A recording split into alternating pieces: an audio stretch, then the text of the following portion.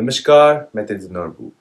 Tibet TV के हिंदी प्रसारण में आप सबका स्वागत करता हूँ। तिब्बत टीवी के साप्ताहिक हिंदी समाचार में हम दर्शकों को परम दलाई लामा, वर्तमान तिब्बत की परिस्थिति, निर्वासन में तिब्बत और तिब्बत मुक्ति साधना के संदर्भ में जानकारी प्रस्तुत करते हैं। आगे देखिए इस सप्ताह के प्रमुख समाचार। परम दलाई लामा दीर्घ आयु प्रार्थना में शामिल हुए। सियोम पेबत सिरिंग ने CTA सम्मेलनों को संबोधित किया। टशी डेलेक ने यूरोप के नए संसद सदस्य के रूप में शपथ ली। 11वें पेंशन लामा को जबरन गायब किए जाने के 31 साल पूरे, अमेरिकी विदेश विभाग ने चीन से तत्काल रिहाई की मांग की। प्रतिनिधि चिलेचुकी ने जिनेवा में ताइवान के विदेश मंत्री से मुलाकात की। थिक्से रिम्बुचे ने सचिव तेंजिन ताकला को थिक्से पदक से सम्मानित किया।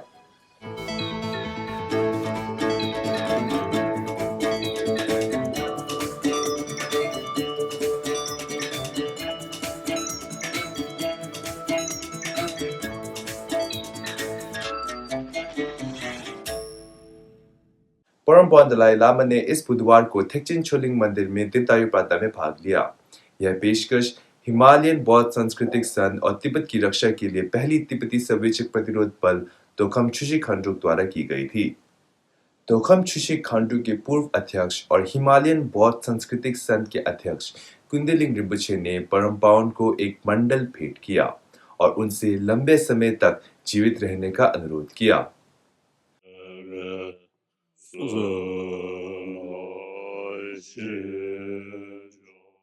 केंद्रीय तिब्बती प्रशासन के सिक्योम पेम्बत सिरिंग ने कल तिब्बती बौद्ध धर्म में महिला सशक्तिकरण पर परम पावन 14वें दलाई लामा की आकांक्षा और प्रयास शीर्षक वाले सम्मेलन के समापन समारोह और यस प्लस हितधारकों के सम्मेलन के उद्घाटन समारोह में भाग लिया। दोनों सम्मेलन धर्मशाला में 2 दिनों के लिए आयोजित किए गए हैं। तिब्बती बौद्ध धर्म में महिला सशक्तिकरण पर सम्मेलन का आयोजन धर्म और संस्कृति विभाग द्वारा दलाई लामा ट्रस्ट के सहयोग से किया जा रहा है।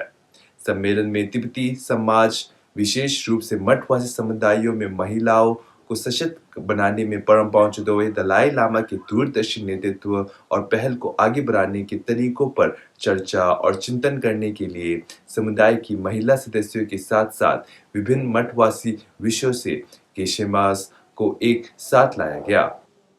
यस प्लस हितधारक सम्मेलन 2026 का आयोजन गृह विभाग की तिब्बती प्रशासन द्वारा किया गया था, जिसमें लगभग 20 तिब्बती हितधारकों को एक साथ लाया गया था, जो तिब्बती युवाओं को प्रशिक्षण और सशक्त बनाने में मदद करती है। सिक्योम पेम्बत सिरिंग धर्म और संस्कृति विभाग के निवर्तमान कलह और गृह विभाग के मंत्री के रूप में भी कार्य करते हैं। केंद्रीय प्रशासन के धर्म और संस्कृति विभाग के निवर्तमान कलह के रूप में सिक्योम पेम्बत सिरिंग ने पिछले गुरुवार को मुख्य अतिथि के रूप में Kirti Institute of Higher Tibetan Studies के स्नातक समारोह में भी भाग लिया। इस सप्ताह सोमवार को टशी डेलेक ने यूरोप और दक्षिण अफ्रीका की 70वीं निवासी तिब्बती संसद के नए सदस्य के रूप में शपथ ली। वह निर्वासित तिब्बती संसद के पूर्व सदस्य आदरणीय थुप्तिन वाचिन के स्थान पर पद ग्रहण कर रहे हैं, जिन्हें हाल ही में ब्राजील में तिब्बत कार्यालय में लैटिन अमेरिका में परम पावन दलाई लामा के प्रतिनिधि के रूप में नियुक्त किया गया था।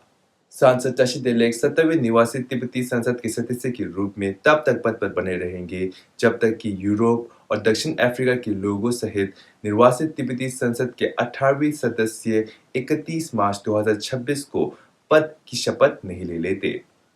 17 मई 2026 को 11वें पेंशन लामा जेसुन तेंजिन गेदुन यीशी थिले फिंजो पल सांबो, जिन्हें गेदुन छुकी नीमा के नाम से जाना जाता है, उनके जबरन गायब होने के 31 साल पूरे हो गए हैं।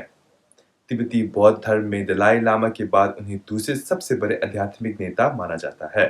अमेरिकी विदेश विभाग ने इस सोमवार को एक प्रेस बयान जारी कर चीन से पेंशन लामा और उनके परिवार की तत्काल रिहाई और चीन में तिब्बतियों या अन्य लोगों पर उनकी धार्मिक मान्यताओं के लिए उत्पीड़न बंद करने की मांग की। बयान में विशेष रूप से कहा गया है कि तिब्बती बौद्धों को सभी धार्मिक समुदायों के सदस्य की तरह अपनी मान्यताओं के अनुसार और पटरी राज्य के हस्तक्षेप के बिना स्वतंत्र रूप से अपने स्वयं के नेताओं जैसे दलाई लामा और पेंशन लामा का चयन करने की क्षमता होनी चाहिए।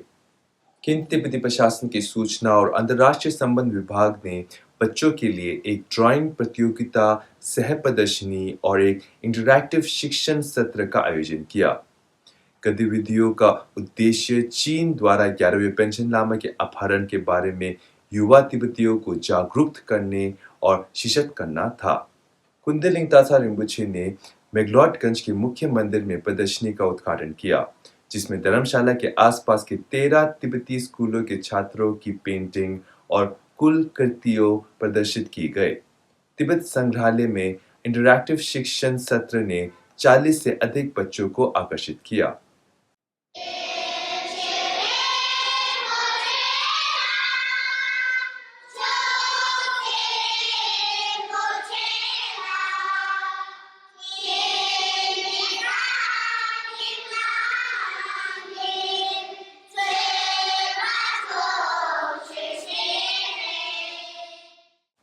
ब्रसेल्स में तिब्बत कार्यालय ने बेल्जियम के प्रमुख तिब्बती संगठनों ब्रसेल्स स्थित इंटरनेशनल कैंपेन फॉर तिब्बत और लुंगता तिब्बत सहायता समूह के साथ मिलकर शहर के केंद्र में एक शांतिपूर्ण विरोध प्रदर्शन आयोजित किया।